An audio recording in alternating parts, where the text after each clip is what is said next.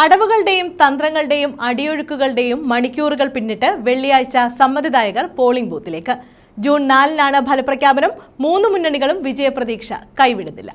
കൊല്ലം ജില്ല ബൂത്തിലെത്താൻ മണിക്കൂറുകൾ ബാക്കി നിൽക്കെ 2019 നേടിയ സീറ്റ് നിലനിർത്താൻ UDFും നഷ്ടപ്പെട്ട സീറ്റ് തിരിച്ചുപിടിക്കാൻ LDFും തീവ്ര ശ്രമത്തിലാണ്. കഴിഞ്ഞ വർഷത്തേക്കാൾ NDA സ്ഥാനാർത്ഥി വോട്ടിംഗ് ശതമാനം കൂട്ടുന്നതിനുള്ള ശ്രമത്തിലാണ് NDA കേന്ദ്രങ്ങൾ. കഴിഞ്ഞ ദിവസം നടന്ന ജില്ല ഇളക്കിമറിച്ചുകൊണ്ടുള്ള പരസ്യപ്രചരണത്തിന്റെ കൊട്ടിക്കലാശം ആവേശകരമായി. മണ്ഡലാടിസ്ഥാനത്തിലും മുന്നണികൾ കലാശക്കൊട്ട് സംഘടിപ്പിച്ചിരുന്നു. രാവിലെ മുതൽ തന്നെ സ്ഥാനാർത്ഥികൾ വിവിധ സ്ഥലങ്ങളിൽ സജീവ പ്രവർത്തനത്തിലായിരുന്നു. ഉച്ചയ്ക്ക് ശേഷം മണ്ഡലങ്ങളിലൂടെ ഓട്ടപ്രദക്ഷിണം നടത്തിയാണ് സ്ഥാനാർത്ഥികൾ റോഡ് ഷോയ്ക്ക് എത്തിയത്. ഓരോ മുന്നണിക്കും പ്രത്യേക സ്ഥലം പോലീസ് നിശ്ചയിച്ച് നൽകിയിരുന്നെങ്കിലും കൊട്ടിക്കലാശം അവസാന നിമിഷങ്ങളിലേക്ക് കടന്നതോടെ അതിർവരമ്പുകൾ ഇല്ലാത്ത ആവേശമായി. ചിന്നക്കടയും പരിസര പ്രദേശങ്ങളും പ്രവർത്തകരെ കൊണ്ട് നിറഞ്ഞിരുന്നു. UDF പ്രവർത്തകരാണ് ചിന്നക്കട പോസ്റ്റ് ഓഫീസിന് മുന്നിൽ ആദ്യം കളം പിടിച്ചത്. സ്ഥാനാർത്ഥി NK പ്രേമചന്ദ്രൻ ചിന്നക്കടയിലെത്തിയതോടെ പ്രവർത്തകരുടെ ആവേശം അണപൊട്ടി. പേപ്പർ പോപ്പറുകൾ പൊട്ടിച്ചും വാദ്യാഘോഷത്തോടെ അവർ സ്ഥാനാർത്ഥിയെ വരവേറ്റു. കോൺഗ്രസ് പ്രവർത്തകർ ആവേശത്തിര ഇളക്കുന്നതിനിടയിലേക്ക് കാതടപ്പിക്കുന്ന ശബ്ദത്തിൽ DJയുമായി NDA സ്ഥാനാർത്ഥി കൃഷ്ണകുമാറും മറ്റു പ്രവർത്തകരും എത്തിയത്. റെസ്റ്റ് ഹൗസിന് സമീപത്തെ റോഡിലായിരുന്നു NDAക്കുള്ള സ്ഥാനം പോലീസ് നൽകിയത്. സ്ഥാനാർത്ഥി കൃഷ്ണകുമാർ എത്തിയതോടെ ഏവരുടെയും ശ്രദ്ധ ചിന്നക്കട റൗണ്ടിന് സമീപത്തെ നിർത്തിയിട്ടിരുന്ന ക്രെയിനിലേക്കായിരുന്നു. പ്രത്യേകം സജ്ജമാക്കി ഇരുമ്പ് കൂട്ടിലേക്ക് കൃഷ്ണകുമാർ കയറി.